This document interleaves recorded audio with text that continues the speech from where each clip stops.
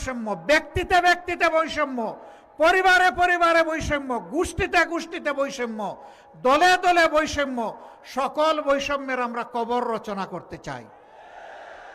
এই জন্য প্রয়োজন সংস্কারের সকল প্রস্তাব গণভোটে দেওয়া হয়েছে, সেই গণভোটে হা দিয়ে গণভোটকে পাশ করায় দেওয়া। আপনারা গণভোটে হা দেবেন? আর কিসে হা দিবেন? এই যে 10 দল, 10 মিলি করি কাজ, তাতে নাই কোনো লাজ। জনগণের বিজয় হবে ইনশাআল্লাহ। কোনো একক দলের কোনো শাসন আমরা চাচ্ছি না। আমরা এখন জনগণের শাসন চাই। আলিম উলামা থাকবেন, এদেশের দক্ষ মানুষগুলা থাকবে, দেশপ্রেমিক দলগুলো আসবে, যারা দেশকে ভালোবাসে, কোনো আধিপত্যবাদকে যারা মেনে নেবে না, তাদের সবাইকে নিয়ে আগামীর বাংলাদেশ আমরা গড়ব ইনশাআল্লাহ। সেই দিনটার জন্যই জাতি অপেক্ষা করছে।